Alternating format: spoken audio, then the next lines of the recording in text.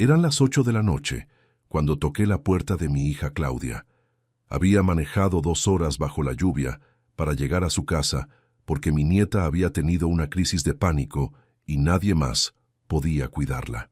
Cuando abrió la puerta, en lugar del abrazo que esperaba después de tantos meses sin vernos, me gritó con una furia que nunca había visto en ella. «No molestes, vete de aquí, no te necesitamos para nada». Cerró la puerta en mis narices, dejándome bajo la lluvia como si fuera un vendedor ambulante. Lo que Claudia no sabía es que yo, Leopoldo Fernández, de 67 años, era dueño de la casa donde vivía hace 15 años. Que al día siguiente de ese portazo, iba a descubrir que tratar mal al propietario puede costarte el techo. Esa noche, empapado y humillado, manejé de vuelta a mi departamento en el centro de la ciudad, pensando en cómo había llegado hasta ahí. Cómo mi propia hija, la niña que había criado con tanto amor después de que su madre nos abandonó cuando tenía 8 años, me trataba como si fuera un extraño indeseable. Pero para entender por qué lo que pasó al día siguiente cambió todo entre nosotros, tengo que contarte la historia de esa casa.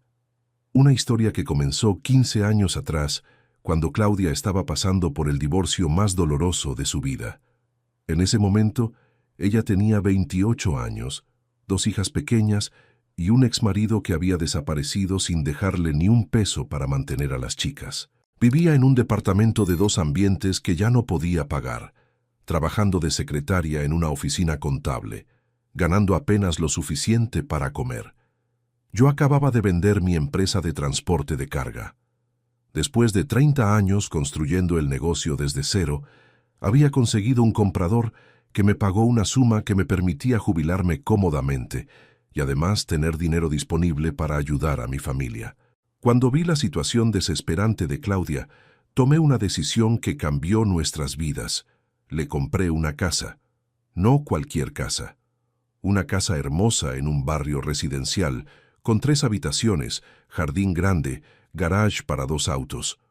Una casa que costó $120,000 en ese momento, dinero que saqué de mis ahorros sin dudarlo ni un segundo. Pero cometí un error que me iba a costar muy caro 15 años después.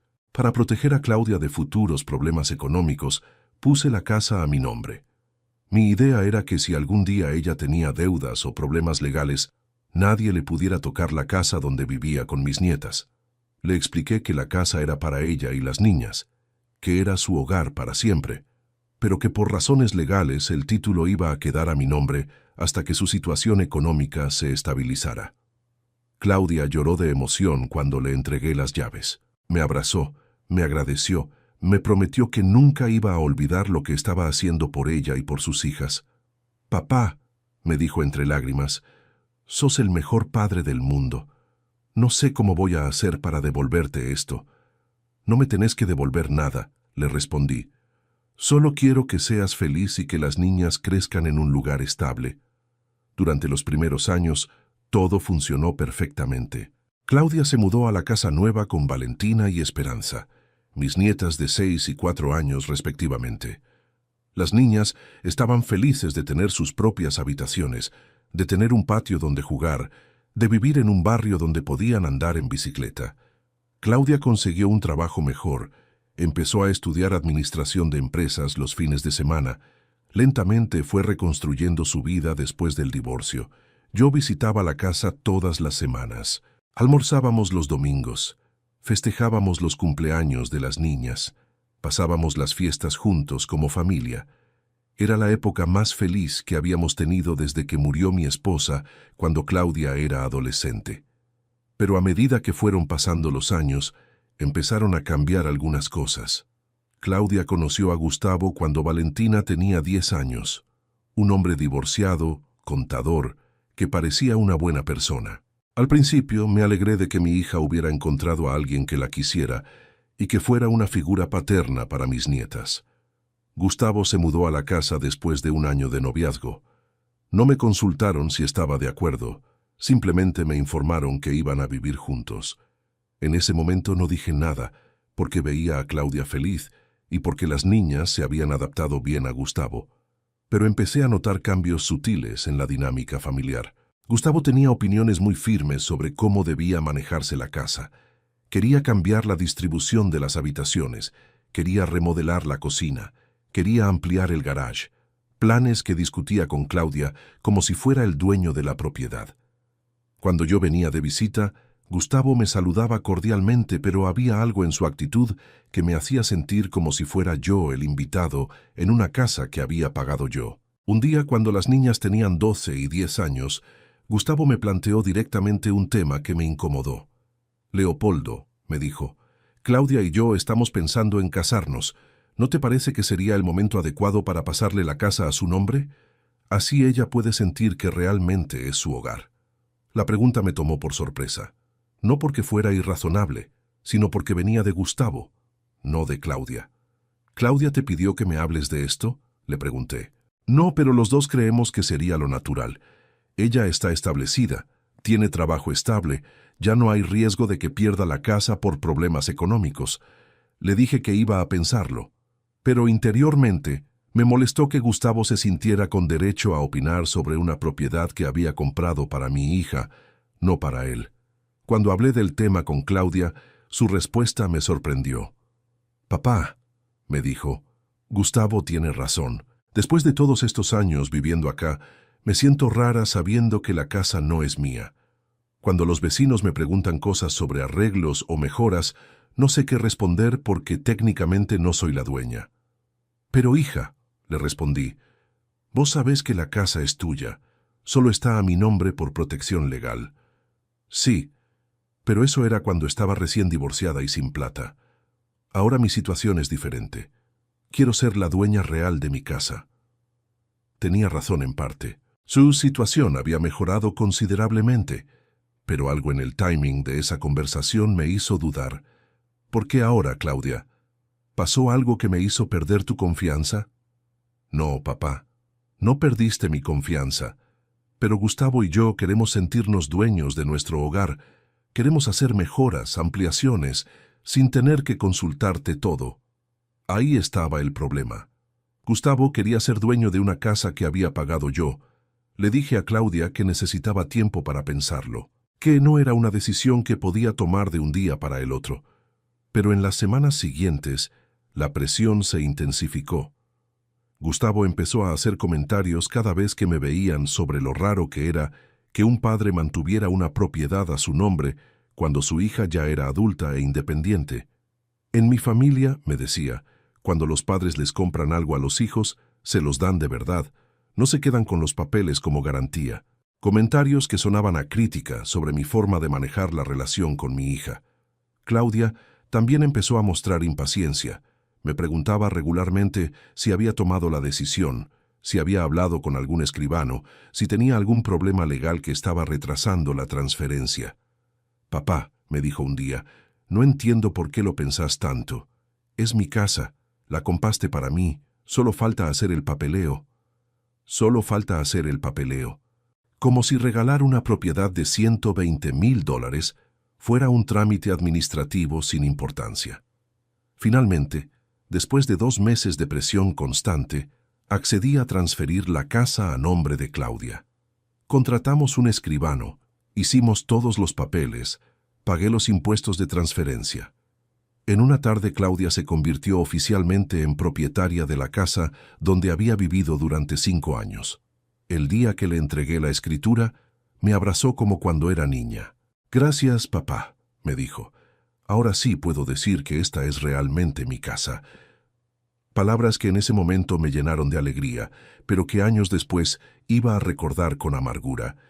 Escucha esta historia hasta el final, porque lo que pasó después de que Claudia se convirtió en propietaria de esa casa va a sorprenderte. Y contame desde qué ciudad me estás escuchando, porque esta historia puede pasarle a cualquier padre que confunda generosidad con ingenuidad. Los cambios no fueron inmediatos. Durante el primer año después de la transferencia, todo siguió igual. Claudia y Gustavo se casaron, las niñas siguieron creciendo. Yo seguía visitando la familia todas las semanas, pero de a poco empezaron a suceder cosas que me hicieron sentir incómodo. Gustavo comenzó a remodelar la casa sin consultarme. Cambió toda la cocina, amplió el living, construyó una habitación extra, mejoras que costaron miles de dólares y que transformaron completamente el lugar que yo había comprado. No es que me molestara que mejoraran la casa. Me molestaba que Gustavo hiciera esos cambios con una actitud de dueño absoluto, como si hubiera olvidado completamente que esa propiedad había sido un regalo mío. También empezó a tomar decisiones sobre la casa que afectaban mi relación con mis nietas. Decidió que el cuarto de huéspedes donde yo me quedaba cuando venía de visita se iba a convertir en oficina para él. Leopoldo, me informó, ya no vas a poder quedarte a dormir acá cuando vengas. Necesito ese cuarto para trabajar desde casa. ¿Y dónde me voy a quedar cuando venga a ver a las niñas?, le pregunté. Podés quedarte en un hotel o volver a tu departamento el mismo día. Un hotel. Después de 15 años de quedarme en la casa que había comprado para mi hija, tenía que pagar un hotel para ver a mis nietas. Claudia no dijo nada durante esa conversación. No me defendió, no propuso alternativas. Simplemente aceptó que su marido me echara del cuarto donde había dormido durante años. Esa fue la primera señal de que algo fundamental había cambiado en nuestra relación. La segunda señal llegó cuando mis nietas cumplieron 15 y 13 años. Edades en las que empezaron a tener sus propias actividades, sus propios amigos, sus propias vidas adolescentes. Gustavo decidió que era el momento de reestructurar las visitas familiares. Me dijo que los domingos ya no iban a estar disponibles para almuerzos, porque las chicas tenían deportes, estudios, compromisos sociales. Entendé, Leopoldo, me explicó. Las adolescentes necesitan su espacio. No pueden estar todos los domingos con compromisos familiares obligatorios. Compromisos familiares obligatorios. Como si visitar al abuelo fuera una carga que había que reducir. Propuse cambiar el día. Sábados, viernes por la noche, cualquier momento que les fuera cómodo. Pero siempre había excusas. Las chicas tenían planes, Claudia tenía trabajo, Gustavo tenía que salir a algún lado. De a poco, mis visitas se fueron espaciando. De todas las semanas pasé a ir cada 15 días. Después, a una vez por mes. Después solo para cumpleaños y fechas especiales. La tercera señal fue cuando me di cuenta de que ya no era parte de las decisiones importantes sobre mis nietas. Valentina cambió de colegio y me enteré un mes después. Esperanza empezó a estudiar francés y me enteré cuando ya llevaba 3 meses de clases. Cosas importantes de la vida de mis nietas que antes se discutían conmigo y ahora se decidían sin consultarme. Cuando les pregunté por qué no me habían contado, la respuesta fue siempre la misma. Se nos olvidó avisarte, o pensamos que ya te había contado Claudia. Pero yo sabía que no era olvido, era exclusión deliberada. La cuarta señal, y la más dolorosa, fue cuando empecé a notar que mis nietas me trataban diferente. Antes corrían a abrazarme cuando llegaba. Ahora me saludaban educadamente desde lejos. Antes me contaban todo sobre el colegio, los amigos, las cosas que les gustaban. Ahora respondían con monosílabos cuando les preguntaba cómo estaban.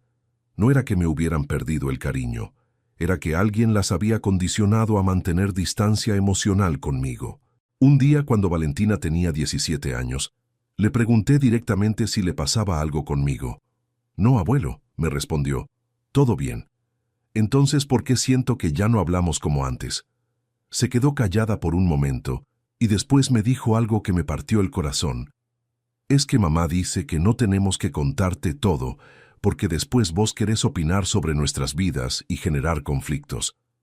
Ahí estaba. Claudia les había dicho a mis nietas que yo era un abuelo entrometido que causaba problemas familiares.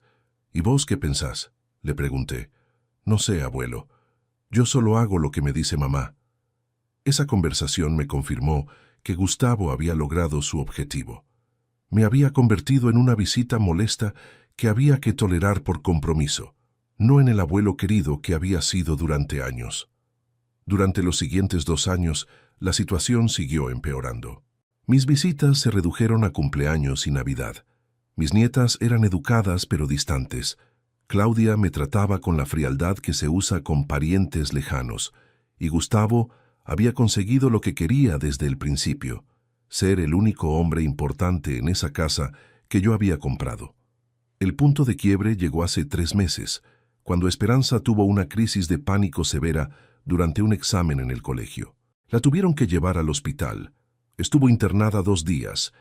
Los médicos dijeron que necesitaba apoyo familiar intensivo durante su recuperación.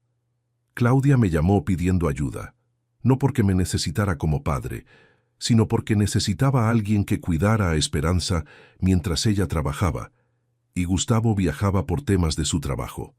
Acepté inmediatamente, dejé todos mis compromisos, cancelé un viaje que tenía planeado y me puse a disposición completa para cuidar a mi nieta. Durante 2 semanas, fui a la casa todas las tardes para estar con Esperanza. Le hacía la comida, la acompañaba a las sesiones con la psicóloga, la ayudaba con los estudios atrasados. Fueron las 2 semanas más felices que había tenido en años. Mi nieta volvió a confiar en mí, volvió a contarme sus cosas, volvió a tratarme como al abuelo que había sido antes. Pero cuando Gustavo regresó de su viaje, todo cambió otra vez. Me agradeció la ayuda, pero me dijo que ya no era necesario que fuera todas las tardes, que él se iba a encargar de Esperanza, que era mejor que la familia manejara la situación sin ayuda externa. Ayuda externa. Como si yo fuera un extraño que había ayudado temporalmente, no el abuelo que había estado presente toda la vida. Claudia no dijo nada durante esa conversación. Una vez más, permitió que su marido me pusiera en el lugar de visita tolerada en lugar del lugar de familia indispensable. Ahí fue cuando tomé una decisión que iba a cambiar todo. Decidí que era hora de recordarles a todos quién era realmente Leopoldo Fernández. La semana pasada, Esperanza tuvo otra crisis de pánico, más fuerte que la anterior. Esta vez pasó en la madrugada, cuando Gustavo estaba de viaje otra vez y Claudia estaba sola con las 2 chicas. Me llamó desesperada a las 2 de la mañana. «Papá», me dijo llorando, «Esperanza está muy mal. No sé qué hacer. ¿Podés venir?» Sin dudar me vestí y manejé 2 horas bajo la lluvia hasta su casa. Llegué empapado, preocupado, dispuesto a hacer lo que fuera necesario para ayudar a mi nieta. Cuando toqué la puerta, esperé que Claudia me agradeciera por haber venido tan rápido, por haber dejado todo para estar con la familia en un momento difícil. Pero cuando abrió la puerta, en lugar de gratitud, vi enojo. «¿Por qué viniste?», me preguntó. «Porque me llamaste desesperada pidiendo ayuda. Yo te llamé para contarte lo que estaba pasando, no para que vinieras. Claudia, me dijiste que Esperanza estaba mal y que no sabías qué hacer». «Sí, pero ya se calmó. Ya no necesitamos que vengas». «¿Puedo verla al menos? ¿Puedo saber cómo está mi nieta?». Y ahí fue cuando pasó lo que nunca voy a olvidar. Claudia me miró con una furia que nunca había visto en ella y me gritó: «No molestes, vete de aquí, no te necesitamos para nada». Y me cerró la puerta en la cara. Me quedé parado bajo la lluvia, empapado, tratando de entender qué había hecho mal para merecer ese trato. Había manejado 2 horas de noche porque mi hija me había llamado pidiendo ayuda. Había venido inmediatamente porque mi nieta estaba mal, y me echaban como si fuera un intruso. En ese momento, parado bajo la lluvia frente a la casa que había comprado para mi hija, tomé la decisión más importante de los últimos 15 años. Era hora de que Claudia recordara quién había hecho posible que tuviera esa casa donde podía echarme de la puerta. Al día siguiente, a las 8 de la mañana, llamé a mi abogado. «Doctor Moreno», le dije, «necesito que me ayude a recuperar una propiedad que regalé hace varios años». «¿Cómo es eso, don Leopoldo?». Le conté toda la historia, la casa que había comprado para Claudia, la transferencia que había hecho bajo presión, los años de maltrato familiar que habían seguido.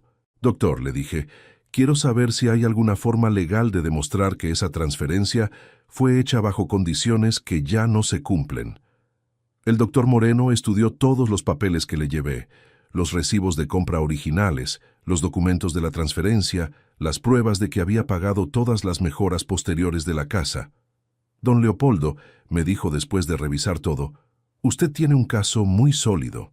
La transferencia de esa propiedad se puede anular por varias razones legales». «¿Cuáles?». «Primero, usted puede demostrar que la transferencia fue hecha bajo coerción emocional. Segundo, puede probar que las condiciones implícitas del regalo no se cumplieron.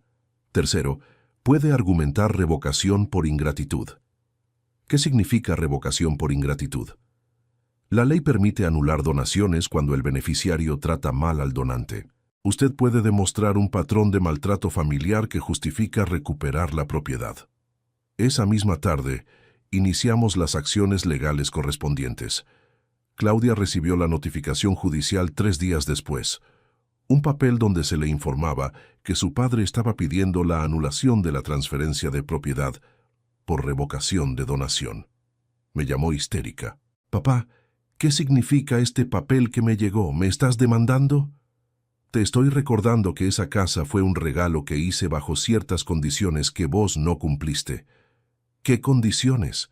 Vos nunca me dijiste que tenía condiciones». «La condición implícita era que me trataras como a tu padre, no como a un extraño molesto, que me permitieras ser parte de la vida de mis nietas, que me respetaras como al hombre que hizo posible que tuvieras esa casa». «Papá, vos no podés quitarme mi casa. Claudia, esa casa la compré yo con mi dinero.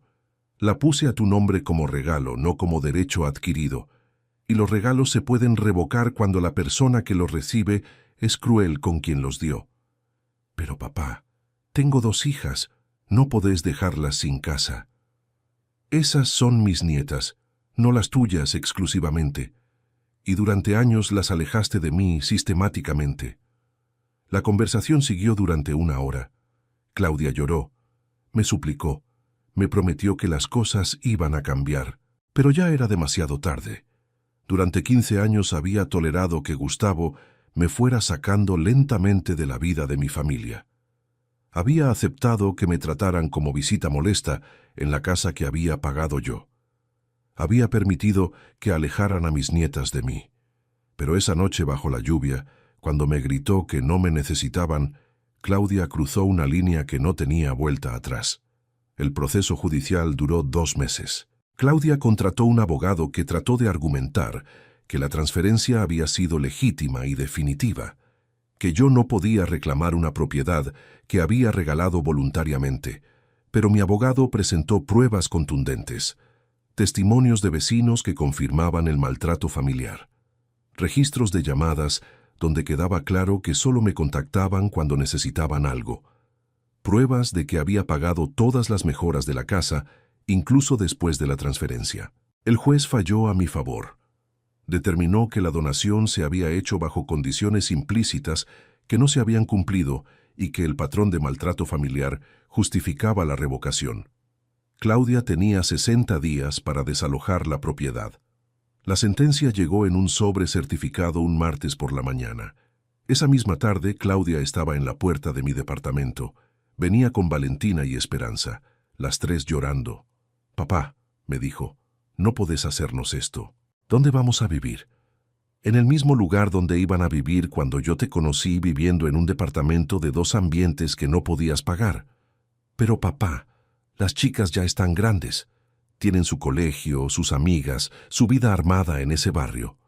Y yo tenía mi lugar en esa familia que ustedes me sacaron sistemáticamente». Esperanza me miró con esos ojos que me partían el corazón. «Abuelo», me dijo, «¿es verdad que nos vas a quitar la casa?» «No, mi amor», le respondí. «Estoy recuperando la casa que compré para tu mamá cuando vos eras chiquita. ¿Y nosotras dónde vamos a vivir? Eso es algo que tu mamá y Gustavo van a tener que resolver, igual que resolvieron echarme de esa casa durante todos estos años». Valentina también habló. «Abuelo, yo sé que mamá a veces te trató mal, pero no podés perdonarla. Somos familia». «Sí, somos familia», le respondí. «Pero durante años su mamá me hizo sentir que yo no era parte de esta familia». Las chicas no entendían completamente lo que había pasado. Para ellas, el abuelo estaba siendo cruel echándolas de la casa donde habían crecido. Pero para mí, era el momento de enseñarles que las acciones tienen consecuencias, que tratar mal a las personas que te aman puede costarte muy caro. Claudia trató de negociar.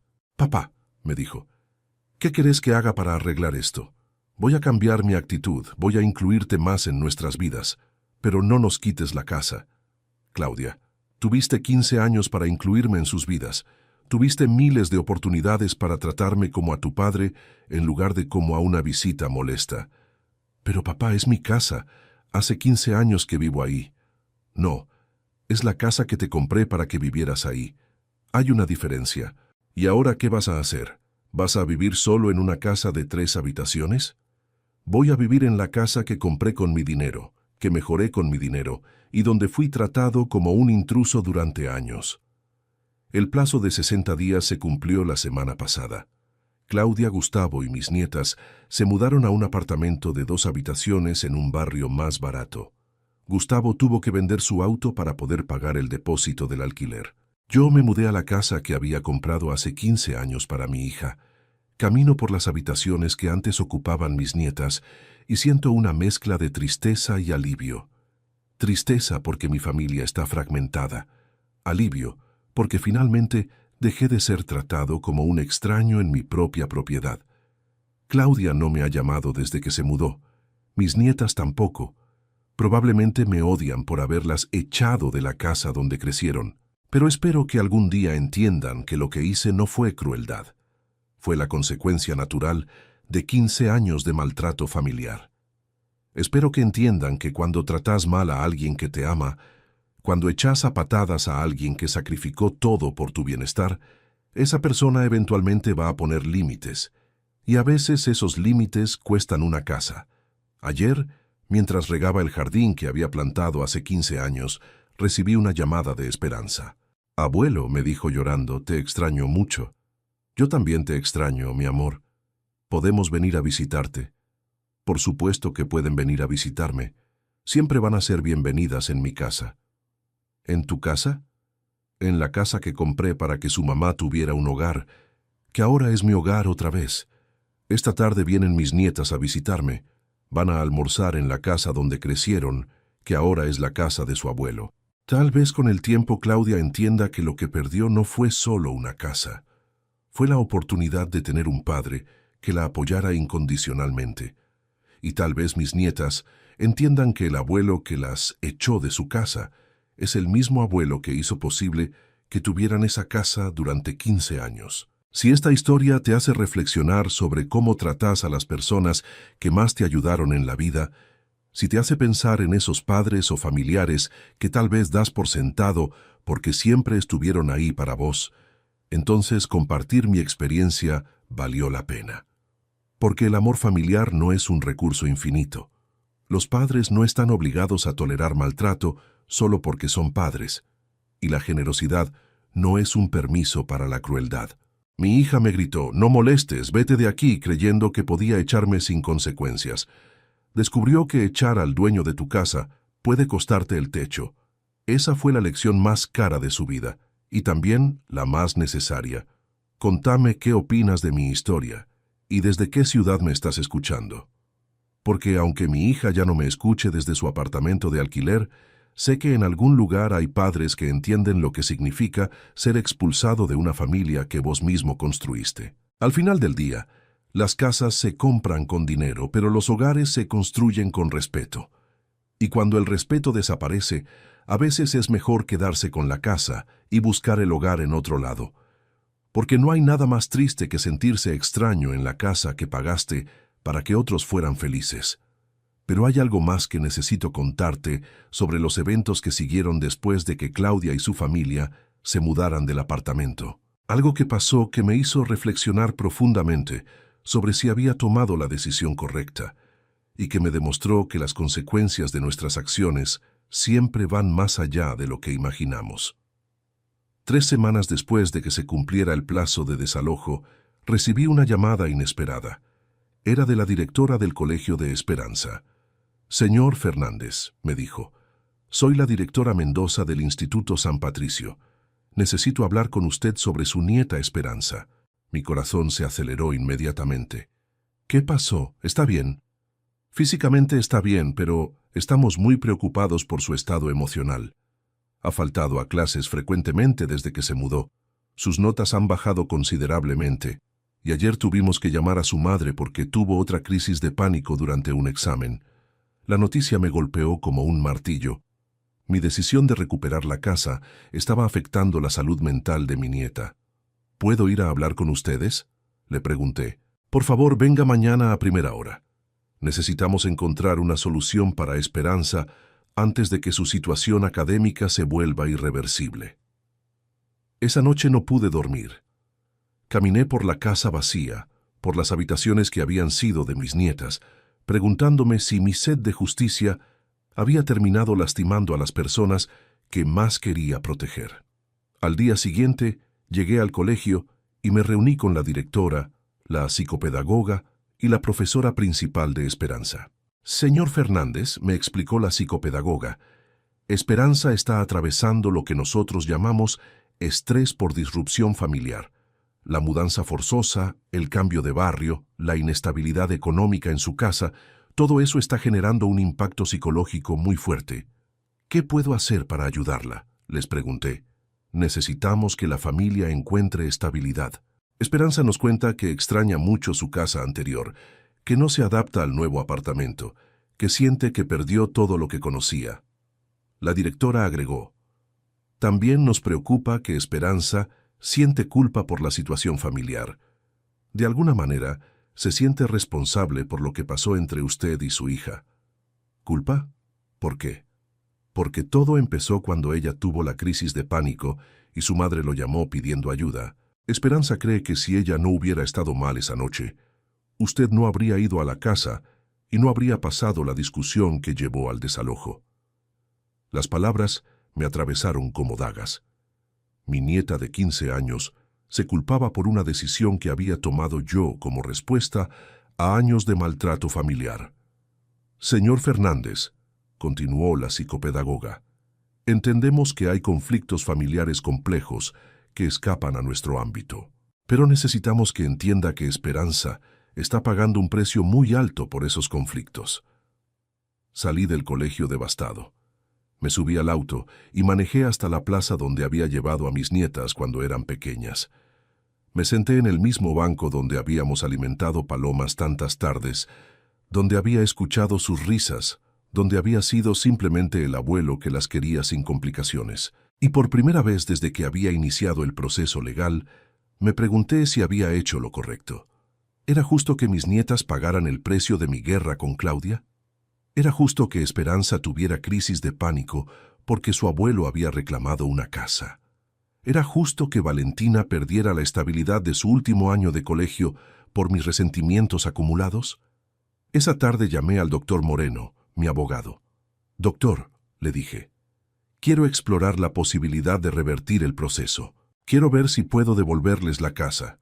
Don Leopoldo, me respondió, legalmente es posible, pero sería complicado. Tendría que hacer una nueva donación, pagar nuevos impuestos y, sobre todo, tendría que estar seguro de que es lo que realmente quiere hacer. No estoy seguro de nada, le confesé. Solo sé que mi nieta está sufriendo por una decisión que tomé yo. ¿Y ha hablado con su hija sobre esta posibilidad? No.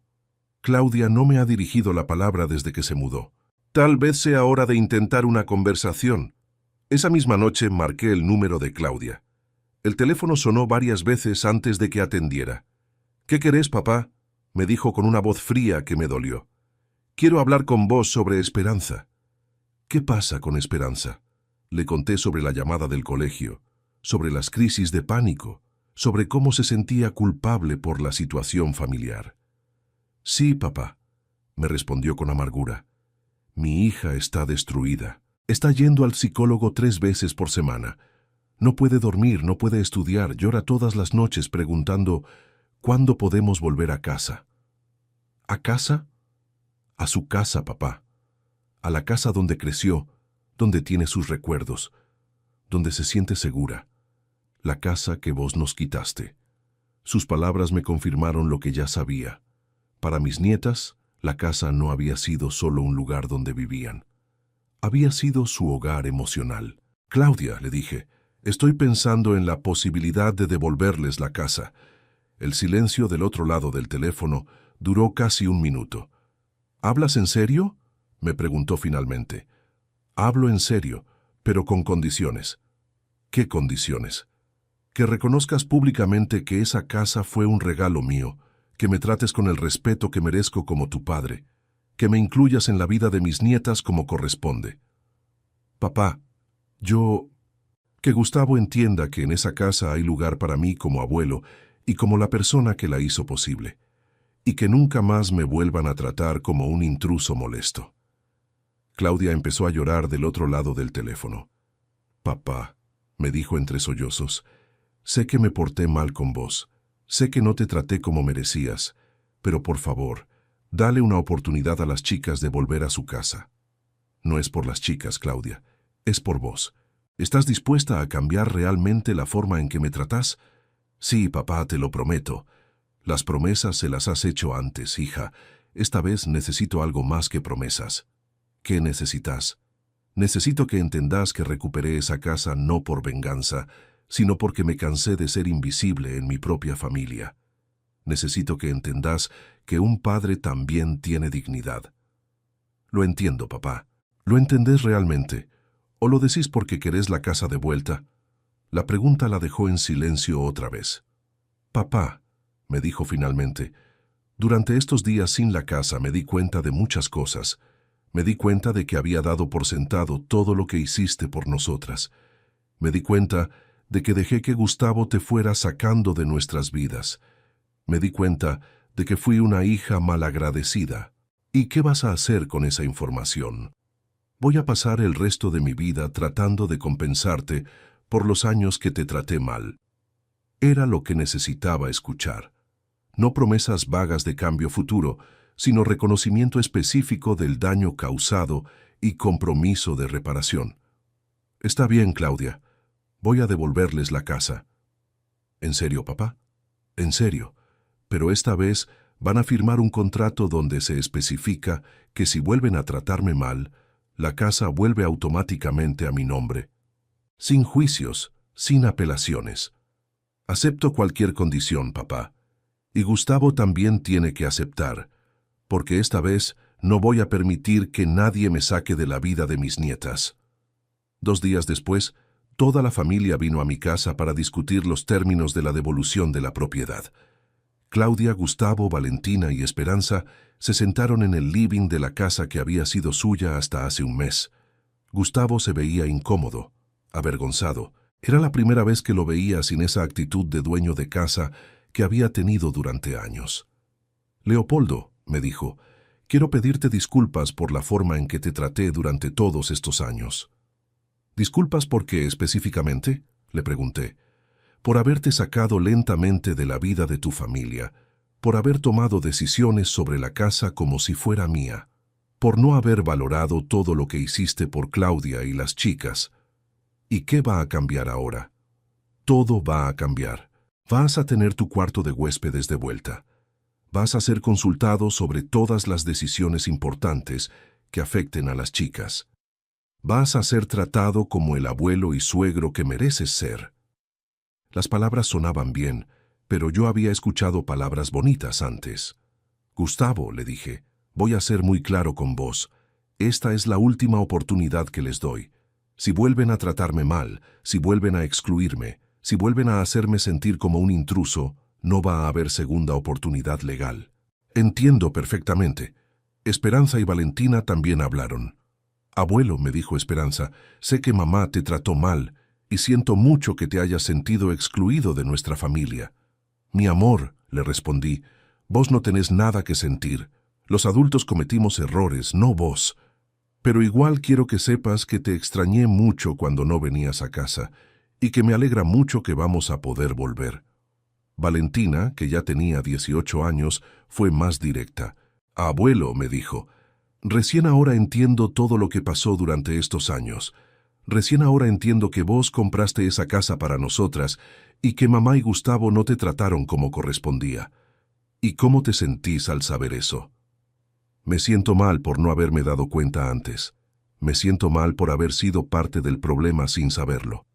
Valentina, vos eras una nena cuando empezó todo esto. No podías entender las complicaciones de los adultos. Pero ahora soy grande y puedo entender. Y quiero que sepas que de ahora en adelante voy a asegurarme de que seas tratado como mereces en nuestra familia. La conversación duró 3 horas. Al final, todos firmamos un acuerdo donde yo me comprometía a devolver la casa y ellos se comprometían a incluirme apropiadamente en la vida familiar. Pero más importante que el papel firmado fueron las conversaciones que tuvimos. Por primera vez en años, hablamos honestamente sobre lo que había pasado, sobre los errores que habíamos cometido todos, sobre lo que esperábamos para el futuro. Una semana después, Claudia, Gustavo y mis nietas volvieron a mudarse a la casa. Pero esta vez fue diferente. Me dieron las llaves de vuelta ceremoniosamente. Gustavo me agradeció en presencia de las chicas por todo lo que había hecho por la familia durante años. Claudia me pidió perdón públicamente por haberme tratado mal. Y lo más importante, me devolvieron mi lugar en la familia. Volví a tener mi cuarto en la casa para cuando me quedara a dormir. Volví a almorzar con ellos todos los domingos. Volví a ser consultado sobre las decisiones importantes que afectaban a mis nietas. Pero sobre todo volví a sentirme querido en lugar de tolerado.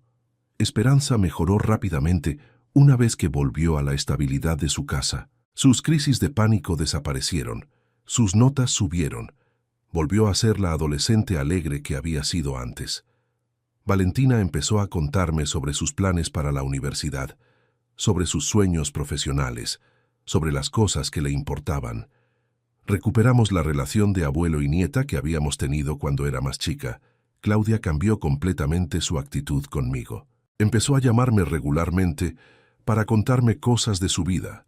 Empezó a incluirme en sus decisiones. Empezó a tratarme como al padre que había sido siempre. Y Gustavo se convirtió en el yerno que siempre había esperado tener. Respetuoso, agradecido, consciente de todo lo que había recibido a través de mi generosidad. ¿Fue dramático el camino para llegar hasta ahí? Sí.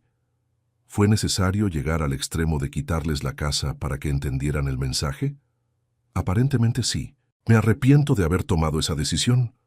No, porque a veces para recuperar el respeto perdido hay que estar dispuesto a perder todo. Y a veces, para enseñar el valor de algo, hay que estar dispuesto a quitarlo temporalmente. Hoy, 6 meses después de todo este proceso, puedo decir que mi familia está más unida que nunca. Pero es una unión basada en el respeto mutuo, no en el abuso tolerado. Es una unión donde cada uno conoce su lugar y valora lo que los otros aportan a la familia. Es una unión donde yo soy tratado como el padre y abuelo que merecía ser tratado desde el principio. La semana pasada, mientras regaba el jardín de la casa, que oficialmente es de Claudia otra vez, pero emocionalmente es nuestra, Esperanza se acercó a mí. «Abuelo», me dijo, «¿puedo preguntarte algo?» «Por supuesto, mi amor. ¿Realmente estabas dispuesto a quedarte con la casa para siempre? ¿O siempre supiste que nos la ibas a devolver?» Era una pregunta inteligente de una adolescente que había madurado mucho durante toda esta experiencia. «Esperanza», le respondí. «Estaba dispuesto a quedarme con la casa para siempre si era necesario, pero lo que realmente quería era recuperar mi lugar en esta familia». «¿Y lo recuperaste?» «Sí, mi amor, lo recuperé». «¿Entonces valió la pena todo lo que pasamos?» «¿Vos qué pensás?» «Yo pienso que sí, porque ahora entiendo mejor lo que hizo el abuelo por nosotras, y porque veo que mamá te trata mucho mejor que antes». «Exacto. A veces hay que perder algo para entender realmente lo que vale. ¿Y nosotras entendimos?» «Ustedes entendieron perfectamente». Esa conversación me confirmó que mis nietas habían aprendido lecciones importantes de toda esta experiencia. Habían aprendido sobre gratitud, sobre respeto, sobre las consecuencias de nuestras acciones. Habían aprendido que el amor familiar no es incondicional cuando se trata de comportamiento, que se puede querer mucho a alguien, pero no tolerar que te trate mal. Habían aprendido que los abuelos también tienen dignidad y que esa dignidad debe ser respetada. Y habían aprendido que a veces las crisis familiares más dolorosas pueden llevar a relaciones más honestas y más sólidas. Si esta historia te enseñó algo sobre la importancia de valorar a las personas que más te han ayudado en la vida, si te hizo reflexionar sobre cómo tratas a tus padres o abuelos, si te hizo pensar en la diferencia entre amor incondicional y respeto ganado, entonces compartir toda esta experiencia valió la pena, porque al final las familias más fuertes no son las que nunca tienen conflictos, sino las que aprenden a resolver esos conflictos con honestidad, respeto y amor verdadero. Mi hija me gritó que me fuera de su casa, sin saber que era mi casa. Al día siguiente no tenía casa, pero tampoco tenía un padre que tolerara el maltrato. 6 meses después, tiene su casa de vuelta y un padre que recuperó su dignidad. Esa fue la lección más cara, pero también la más valiosa de nuestras vidas.